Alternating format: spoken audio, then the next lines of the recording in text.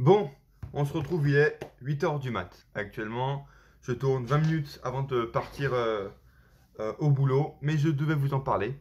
Voilà, parce que hier, on a vécu une sorte de pause chez VVE et c'était tellement fou, inattendu, incroyable, et puis ouais, vraiment surprenant que je devais vous en parler, quoi. C'est une sorte de pause qu'on a eue parce que, évidemment, j'avais des attentes pour le Raw qu'on a eu hier, enfin, du coup, cette nuit. Évidemment, on a tous été déçus. J'ai regardé les 40 premières minutes. Je vois Bobby Lashley à la fin qui affronte Kofi Kingston. Les mecs nous ont fait attendre 3 heures d'un Open Challenge pour le titre VVE. On s'attendait à un nouveau mec, à un retour, Kiss Lee, je sais pas quoi. Les mecs nous foutent Kofi Kingston pour qu'à la fin ce soit Drew McIntyre qui intervienne. On a compris, ça va être McIntyre Lashley à Hell in a Cell, putain la hype a l'air d'être folle, mon dieu, mettez-nous quelqu'un d'autre. Un troisième gars, je sais pas. Bon bref, on sait déjà tout très bien ce qui va se passer pour Hell in a Cell. Qu'est-ce qu'on a eu d'autre à Raw Elias, machin. On a un rematch pour équipe par équipe, on aura Asuka Charlotte. Mais, putain, mais après, parce que là j'avais vraiment une chose, après tous les matchs qu'on a eu, du côté de Raw au moins, je m'attendais à Asuka Raw, on ait un suivi de storyline, une construction qui suive le booking de dimanche soir, quoi. Au final, on a un retour Asuka, Charlotte, etc.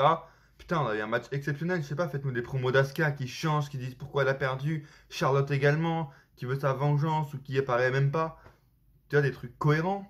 Bobby Lashley McIntyre, faites-nous un truc intelligent. McIntyre direct qui revient. On a eu même.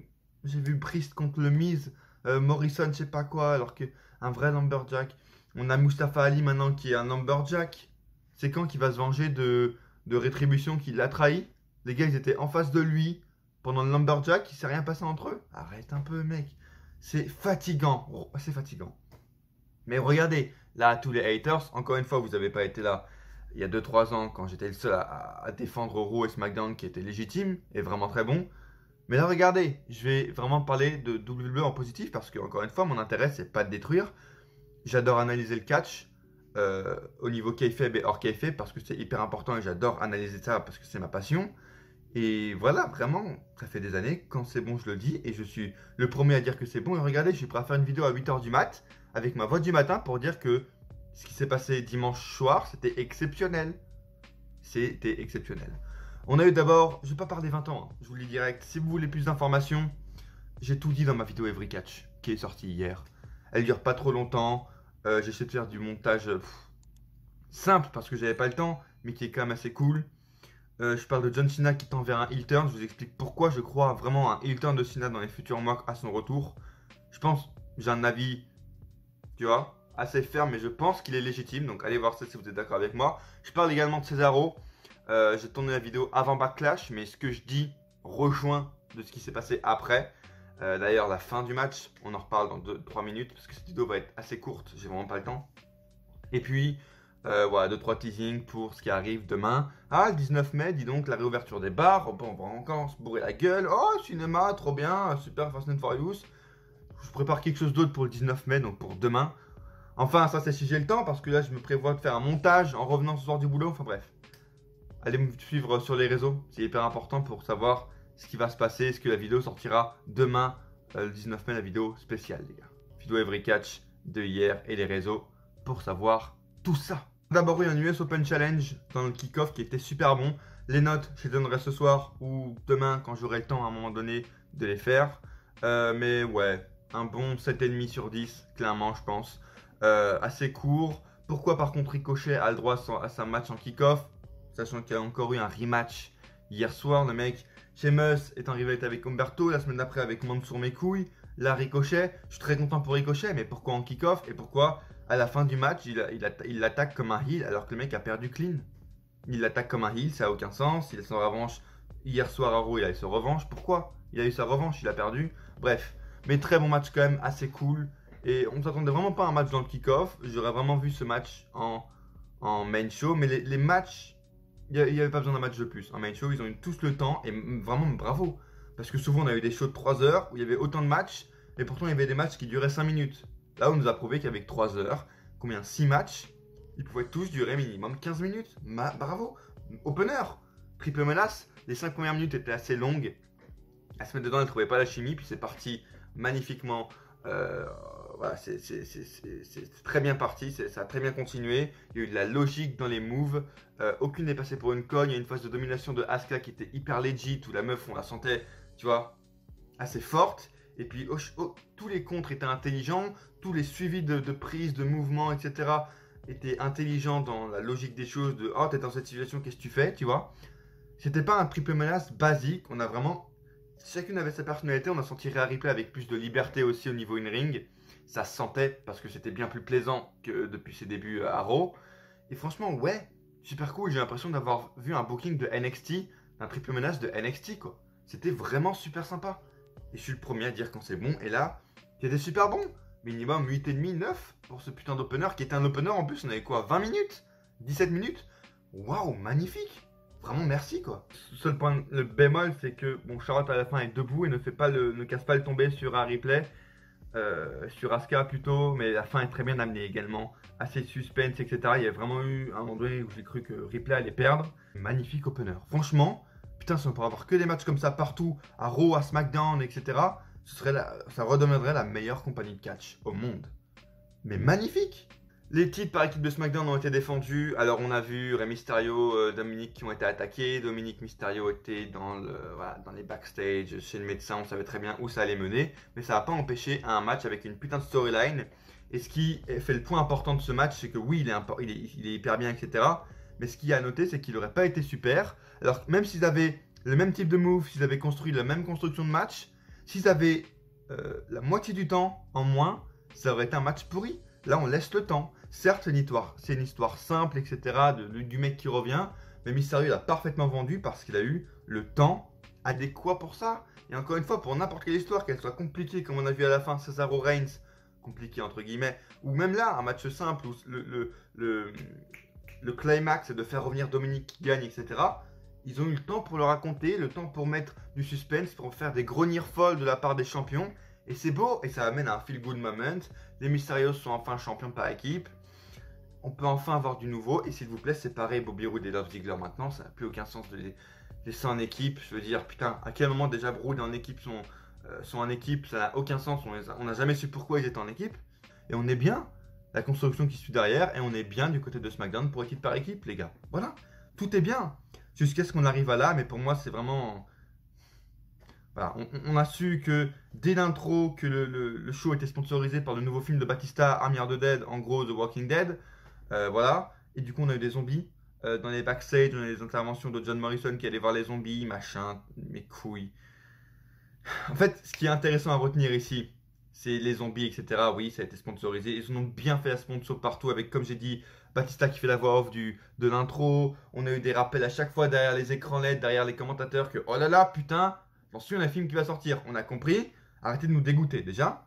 Mais ce qui est important à noter ici, c'est que le match, je ne vais même pas en parler, c'est que Priest est noté comme le gars qui va avoir un nouveau push et qui va être la nouvelle tête d'affiche de Raw. C'est ça qui est important. Et dans tout le show, le seul point négatif, le seul truc comique de tous les matchs qu'il y a eu, il y en a quand même eu 7-8, le seul truc comique, ça tombe sur celui qui doit être le futur visage, c'est Damien Priest. Donc voilà, encore une fois, en fait, ça explique clairement de comment ils pourront jamais avoir de nouveaux visages. Voilà comment ils les construisent.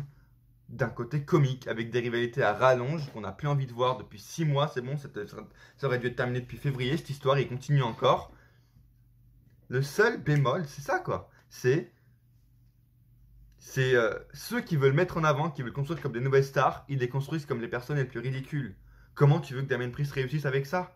Pareil pour Aleister Black qui apparemment va aller du côté de Raw. S'il a ces rivalités-là, c'est mort. En fait. C'est mort. C'est tout ce qu'il faut retenir. Je parlerai pas du Miz qui s'est fait bouffer, de John Morrison, le mec qui est revenu. Oh mec, ça te dit dimanche, tu fais du parcours et tu sais, tes sauts bizarres là, tu les fais sur des zombies. Ouais, monsieur McMahon, je suis pas. Si, si, c'est super. Au revoir, à dimanche. John Morrison, on l'a appelé, on lui a dit tu vas faire du parcours sur des zombies. Je crois qu'il a bugué 2 secondes, mais apparemment il a accepté parce qu'il y a un gros chèque qui suit à la fin. Comme Drew Gulak du côté de Raw, le mec se fait mettre des roses dans le cul, dans la bouche, se fait squasher chaque semaine. Le mec devait être champion VVE en février dernier, hein, quand il était en équipe avec Drew Gulak, avec Brian. Le mec se retrouve avec une nouvelle musique de merde, tout va mal pour lui. et il se fait mettre des roses dans le cul. Tout va bien. Mais bon, il a un chèque à la fin, donc c'est magnifique. Bailey Bianca Belair, je trouvais le match un peu long, mais tout a été bien amené également. 7,5 sur 10, mais encore une fois, je vous donnerai la note définitive sur Twitter ou Insta. J'ai également réagi un peu sur Twitter Insta en direct quand j'ai regardé le show hier soir et hier matin. Donc allez voir ça pour voir mes réactions en direct qui sont, oh là là, positives, incroyables. Oui, je dis du positif quand il y a du positif, les gars. Je veux pas critiquer, c'est vraiment, mais c'est simple, tu sais. Quand c'est nul, bah Raw c'est nul. Je le dis encore une fois et j'assume. Raw c'est de la merde. SmackDown, ces derniers temps, c'est nul. Et je dis pourquoi dans ma dernière vidéo Every Catch. Là c'était plutôt bon. Bailey a vraiment été construit intelligemment. Tu vois, toutes ses prises étaient intelligentes. Il y a eu du suspense. Le retour du belly to belly. Je m'y attendais pas. Et Bianca Belair qui se dégage à deux. Super bien amené. Franchement, le kick-out de Bianca, je croyais vraiment à un moment donné que Bailey allait redevenir championne. Tous les suspens, les near fall, les moments de comeback, de hop spot pour Bianca Belair ont été super bien amenés. Bailey a une phase de domination et pas de heal basique, la hit. Elle avait fait des vraies prises de risque, des vrais moves. Et c'était super innovant, super sympa à voir. Le bémol, encore une fois, comme pour le punner, la meuf gagne par petits paquets, c'est une face. C'est pas normal en fait. C'est pas normal. C'est pas logique en fait. Et ça fait chier pour Bailey. Et merde, c'est la face qui va tricher. Et à la fin, c'est la heel qui a raison. Bailey qui dit t'es une putain de tricheuse, bah c'est vrai, pour le coup. C'est débile en fait. Mais, voilà, je sais pas où ça va mener. Est-ce que ça va mener à un triple menace avec Sasha Banks, comme je l'ai prédit dans ma vidéo pronostic, je crois. Je pense, mais je m'attendais vraiment pas à ça. Pour les trois femmes, mais c'est impressionnant. Bravo. Franchement, bravo, parce que Bailey, elle a eu un regain de momentum, je trouve. Et merde, putain, si tous les matchs féminins ressembleraient à ça, mais on aurait la meilleure division féminine, quoi. Magnifique. Vraiment, c'est le meilleur match de Bailey depuis 6 mois. Haha, en même temps, c'est facile parce que son dernier match remonte à 1 an, en fait. Elle a plus fait le match depuis le mois d'octobre, au moins, donc oui, c'est facile. Avant-dernier match, le triple menace pour le titre VVE, également magnifique. Comme pour l'opener, si on peut avoir des triple menaces à chaque fois comme ça, t'as déjà le début, tout est montré intelligemment. J'ai cru à Strowman, donc déjà là ça veut dire que tout est réussi. T'as Strowman qui innove, qui fait des roulés-boules à l'extérieur, le mec attrape, tu vois, il est pas con. Quand McIntyre lui saute dessus, si le gars peut l'attraper, il va l'attraper. Il va pas tomber comme une merde, il va le balancer à travers la table. Quand McIntyre et Lashley vont vers l'extérieur, vers la rampe d'entrée, on peut se dire, oh, ça va finir comme de la merde. Non, le mec le fait passer à travers les écrans LED, etc. Il y a des petits pyros, etc. Impressionnant, du gros, oh là là, la grosse production, du gros suspense, tu vois. Mais c'est stylé, c'est vraiment stylé, ça amène du drama dans le match. Même si ça nous a évidemment spoilé la fin parce qu'on savait très bien que Lashley allait revenir pour casser la fin, le tomber. Même si pour moi le match aurait dû continuer un peu. À la fin, quand Lashley est revenu, ça aurait dû avoir encore 1 ou 2 minutes de suspense. C'est à chaque fois ce que je regrette, hein, quand il se passe ça, qu'un mec revient après 10 minutes d'absence dans le match. À chaque fois, je dis ça aurait duré un peu plus longtemps et c'est la vérité. Bref. Encore une fois, les heels et les faces sont montrés intelligents. Par exemple, McIntyre et Lashley sont associés pour éliminer Strowman parce que c'est pas parce qu'ils se sentent moins forts, c'est parce que les deux ont la haine contre Strowman. Et ça, c'est intelligent, tu vois. Et après, ils sont foutus sur la gueule, c'est normal. Mais ils s'associent pour éliminer un mec qu'ils aiment pas tous les deux. Et après, je parlais de la fin, c'est de la bonne hit. Quand même, le fait que Lashley conserve, là, je l'avoue, c'est de la bonne hit. Ça me fait chier qu'il ait conservé parce que il conserve d'une manière heal basique, mais c'est un heal. Donc, là, j'avoue, c'est de la bonne hit que j'ai. J'allais dire, j'ai envie de voir ce qui va se passer, mais non, parce que voilà à quoi ça va mener. Ça va mener à un rematch. McIntyre, Lashley, c'est lourd. En Hell in a Cell, putain, ça change rien en fait. Les Hell in a Cell qui sont Hell in a Cell ou pas, maintenant, on est en 2021, ça change plus rien. Bref, ce qui est bien maintenant, petit aparté pour les pay-per-view, même si je vais faire peut-être un pay-per-view, une vidéo, comme je vous l'ai dit dans ma vidéo Every Catch sur les pay-per-view, c'est que c'est bien, ça pousse encore le pay-per-view Money in the Bank. Donc tu as le temps, avant de Money in the Bank, de construire plusieurs storylines, plusieurs histoires pour les mallettes, par exemple. Et ça peut être très intéressant, notamment à Money in the Bank. Mais ouais, match où je me suis dit, putain là, c'est pas la VVE, c'est pas possible. Les mecs mettent des chants holy shit. T'as Strowman qui est believable, bankable, enfin... Ouais, on y croit, quoi. T'as Strowman qui est convaincant et legit. waouh, incroyable. Le mec a raté sa calvitie, d'un coup tout va mieux, tu vois. Le mec a plus la calvitie d'un jardinier de 48 ans qui part à la retraite. Ok, super, bravo. Non, franchement, bravo, 15 minutes. Ouais, encore une fois, 8,5, 9. Et on laisse le temps. L'histoire la plus simple, tu peux la raconter d'une manière parfaite. Cesaro affronte Roman Reigns, voilà.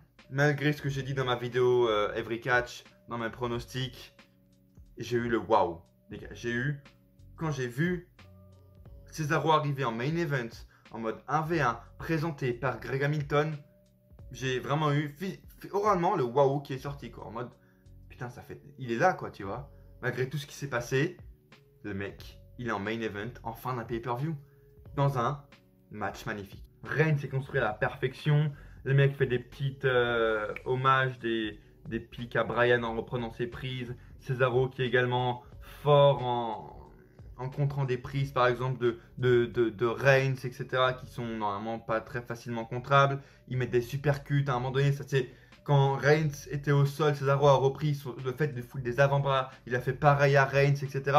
Le catch était intelligent. Et putain, on a eu le match que Cesaro méritait. Ça fait plaisir pour lui. Il méritait ça. On a eu du selling des deux qui était magnifique. Paul Heyman également qui rajoute du drama. C'était plus que être investi, quoi. C'est beau. Et à la fin où t'as du coup Reigns qui fait tomber dans les vapes Cesaro, mais au final le mec s'est même pas rendu compte parce que Cesaro a réussi à se dégager 2 fois de la guillotine. Et la 13e fois tu crois qu'il va se dégager et le mec, tu vois, l'arbitre fait sonner la cloche parce que voilà, le mec est tombé dans les pommes, dans les vapes, et à la fin il se soulève en mode putain, il s'est kick out, tu vois, il croit qu'il est encore dans le match. Et magnifique, ça me rappelle le selling d'un certain Kota Ibushi quand il a gagné le titre à Wrestle Kingdom, où le mec croyait qu'il devait pas gagner, quoi. Il refaisait le tomber sur quoi? C'était Tanahashi, je crois, ou Takahashi, parce que voilà, le gars croyait qu'il avait pas gagné. C'est pareil, magnifique, un selling à Kota Ibushi, à New Japan, tu vois, où le mec se dégage parce qu'il croit qu'il est encore dans le match, en mode il s'est rien passé, c'est pas possible, il s'est rien passé là. Et le mec, au final, est tombé dans les vapes, il s'en est pas rendu compte. Le mec garde la fin legit, tu vois, il est pas tombé dans les pommes, il s'est relevé en mode aïe. Putain, le selling hyper intelligent. Et du coup, ça sauve un peu, même si ça me fait chier, le fait que, comme j'ai dit dans ma vidéo pronostic, il n'y a pas eu d'intervention de Uso. Et j'ai dit, tu vois, tout le monde, à chaque match, pour tous les matchs de Reigns depuis son heel turn, il y a à chaque fois un des putains de Uso qui intervient pour l'aider, même dans le main event de WrestleMania. Et là, comme j'ai dit dans ma vidéo pronostic, c'est pour le seul match où un des Usos n'intervient pas, c'est dans le match de Cesaro. Le mec, ça le décrédibilise, quoi. S'il n'y a aucune intervention et qu'il perd legit, ce sera le seul mec à être battu legit par Reigns d'un côté. Donc c'est bien pour Reigns, mais c'est con pour Cesaro. Pourquoi ils n'ont pas fait ça pour Owens, pour Bryan, tu vois? Ça nique un peu tout. Mais là, c'est sauvé un peu par le selling de fin, et je l'avoue, tout est une question de détail et de comment t'expliques ça. Cesaro qui fait en mode, il est tombé dans les vapes, mais il s'en est pas rendu compte, il a pas tapé, il a rien fait. Ça sauve un peu cette fin, même si c'était vraiment agréable, pour le coup, qu'il n'y ait aucune intervention. Uso, Rollins, même si Rollins est intervenu à la fin du coup. Mais c'était cool, vraiment, c'était plus agréable. Mais pour Cesaro, quoi. Encore une fois, je pense que l'histoire n'est pas finie. Mon pronostic, c'est que ça arrive à un triple menace avec Rollins, Cesaro, Reigns. Ce que je veux pas, c'est évidemment que Cesaro prenne le titre déjà sans les fans et prenne le titre, par exemple, en faisant le tomber, en faisant le pin sur Rollins, sans piner Reigns, il aura le titre, mais sans tout le momentum autour de battre Reigns, tu vois. Ça me ferait chier. Cesaro, quoi. Après, on comprend où ils veulent en venir. Je veux dire, quand tu vois Rollins intervenir à la fin après que Jey Uso ait encore matraqué la gueule de Cesaro après le match, t'as Rollins qui fait la même chose. La construction à la Daniel Bryan de 2014, elle est flagrante. Elle me brûle les yeux comme actuellement le soleil me brûle la putain de rétine parce qu'il est 8h du mat et que j'ai les yeux explosés, vous pouvez le voir. La voix également. Comme ce putain de soleil qui me nique les yeux, là ça transperce les yeux que c'est la construction à la Bryan de 2014, le Cesaro entre guillemets, pas opportuniste, mais le face gentil qui a jamais eu sa chance, et là il a sa chance, oh mon dieu, il a affaire face à tout le roster, parce que tout le roster lui en veut, pour aucune raison, mais tout le roster lui en veut. Mais bon, j'ai hâte de voir ça les gars. Je ne vais pas critiquer maintenant, haha, même si j'ai plusieurs idées pour Cesaro. J'ai une construction parfaite, je vais peut-être vous en faire une vidéo du coup, si j'ai le temps. Pour moi, avec Money in the Bank, SummerSlam, ce qui devrait arriver, C'est pas, Cesaro doit pas gagner à Il Nocel face à Rollins alors que Reigns est dans le match, dans un triple menace. Non.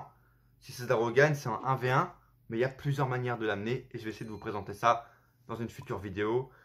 J'étais obligé de vous parler de ce pay-per-view, les gars, parce que c'était, comme je vous l'ai dit, une pause et c'était tellement surprenant en plus avec les commentaires en VF, Christophe Ajus, Nadir Mohamedi. Oh, mais ça fait plaisir, j'ai l'impression de me revoir il y a 5 ans, 6 ans, quand, oh putain, avec les commentaires en VF, quand je reviens des cours, etc., comme à l'époque, là, je reviens du boulot et je vois des pay-per-view le lundi soir.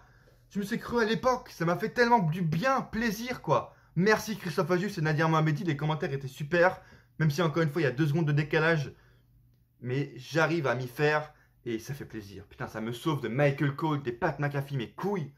Bordel, ça fait plaisir de voir Nadir Mohamedi et Christophe Ajus commenter des pay-per-view, recommenter des pay-per-view à la WWE, quoi. Et ça sauve le truc. Ça embellit encore plus le pay-per-view, quoi. Quand je vois la carte, quand j'étais au Strowman, Lashley, McIntyre, je vois qu'il est hyper bien construit, hyper innovant. En plus, j'ai les commentaires en VF. Je suis là, je suis à l'époque où je regarde les pay-per-view en rentrant du boulot le soir. Je fais putain, mais on est en train de vivre comme à l'époque, quoi. La bonne vieille époque. Vraiment, ça fait plaisir. Et ça m'a fait super plaisir de voir ce pay-per-view. Et encore une fois, quand c'est bon, je le dis, les gars. Et là, c'était hyper bon. Et dites-moi dans les commentaires, je ne l'ai pas dit, si vous avez aimé ce pay-per-view, si vous avez aimé tous les matchs qui étaient là, est-ce que vous n'avez pas aimé et pourquoi vous n'avez pas aimé ce pay-per-view. N'hésitez pas à le dire dans les commentaires pour qu'on en débatte, pour voir vraiment. Ici, par exemple, je pense que c'est un exemple parfait d'un bon pay-per-view. Et si vous ne l'avez pas aimé, dites-le dans les commentaires, comme ça on pourra savoir quel point diffère de chacun des fans de catch. C'est ça qui est intéressant. Merci de m'avoir suivi, j'ai un peu rushé. Là, je vais être en retard à mon boulot presque, donc c'est pour ça que j'ai un peu rushé, les gars. Vidéo, j'espère, mardi soir, si j'arrive à faire le montage. Merci de m'avoir suivi. Laissez un like si vous avez aimé ce que vous avez vu. Et allez voir la vidéo Every Catch, bien sûr, parce que je vous donne plus d'informations sur moi, sur Cesaro également. Bref, abonnez-vous, ça me fait vraiment plaisir. C'est le seul moyen de me remercier. Et en mettant des likes également. Et à coup sûr, on se retrouve dans une prochaine vidéo pour analyser un putain de pay-per-view comme ça qui m'a putain de fait plaisir. Ou pas.